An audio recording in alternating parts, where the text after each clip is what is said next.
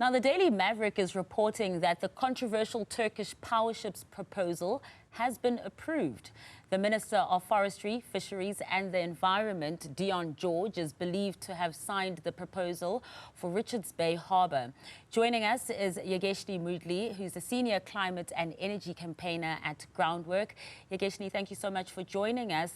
What's your reaction to this turnaround by the DA minister there?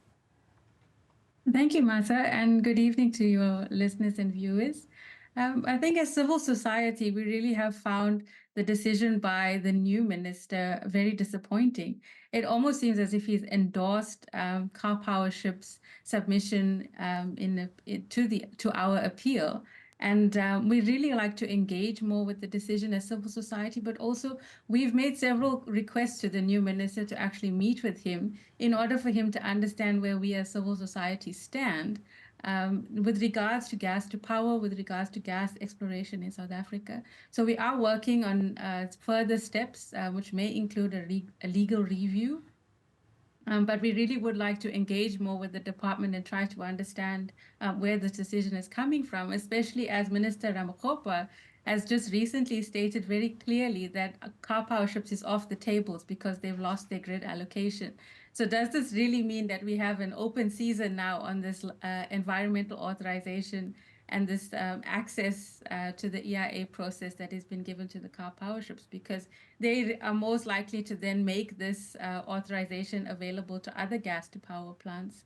And we really want to understand that the process is respected, that the public and people who have been involved in this for a number of years are incorporated and their views are addressed very fairly through this process. Thanks.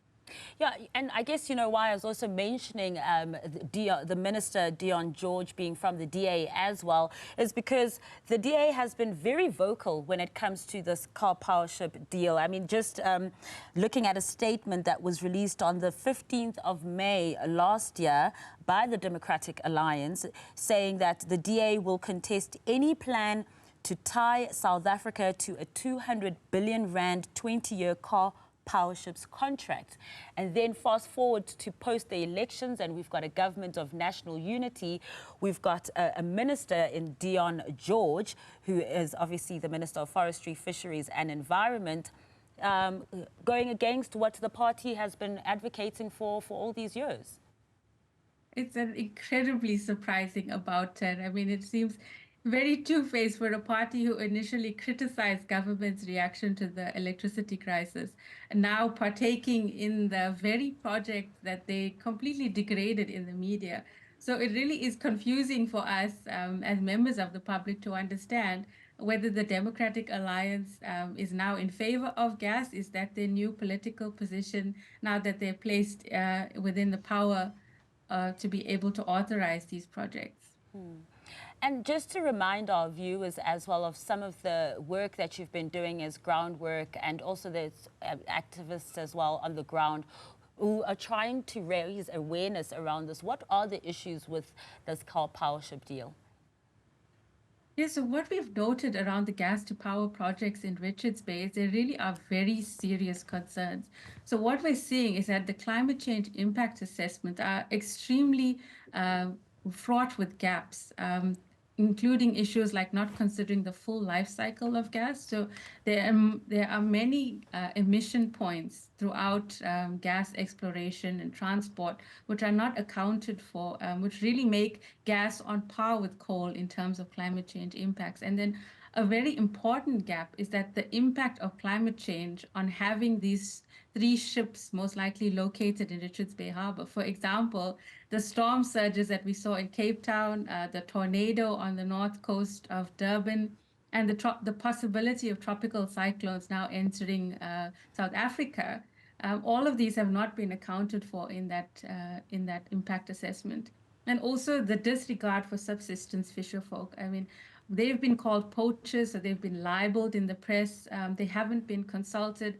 And this will have a regional impact on fish stocks across that Richards Bay area, including areas like Matikulu and other spaces. So this really is some very serious points that we've highlighted. And then the one that came up in the press last year as well is regarding the biodiversity offset. So Car Power Ships was proposing to donate a game ranch which is located inland as a substitution for a coastal ecosystem that will be damaged and most likely destroyed. So you can see that the like for like principle is also not being adhered to. The Yeah, biggest obstruction, as you've mentioned, is the cost, really, though, the cost to South African consumers and really the poor, as you mentioned, around the tariffs and the collection system. There really is a serious need to address the cost of electricity in South Africa. and you know, as you mentioned, Yegeshni, as well, the storms in Cape Town, the tornado in eThekwini, and we also saw those flash floods in December as well that devastated the Christmas period for many residents there in KZN too. So are you saying that such kinds of operations will then increase such kinds of inclement weather? So gas has a direct relationship to increasing climate change by adding additional greenhouse gases into the atmosphere. So it will lead to a warmer climate. And the results of this warmer climate is that we will now be experiencing more extreme weather. So the linkages are direct and they're also severe for the east coast of South Africa. So we really want that gap to be looked at more in depth. And when we think about South Africa's energy crisis, I mean, right now we are going through a very good period where we've had over 100 days of no load shedding. But, you know, the worst is not behind us yet, as we're always told by the department as well, to say that, look, we are making progress, but there's still challenges there as well when it comes to energy. Gas being a very important source of energy for many first world countries too. Why should South Africa not hop on that too?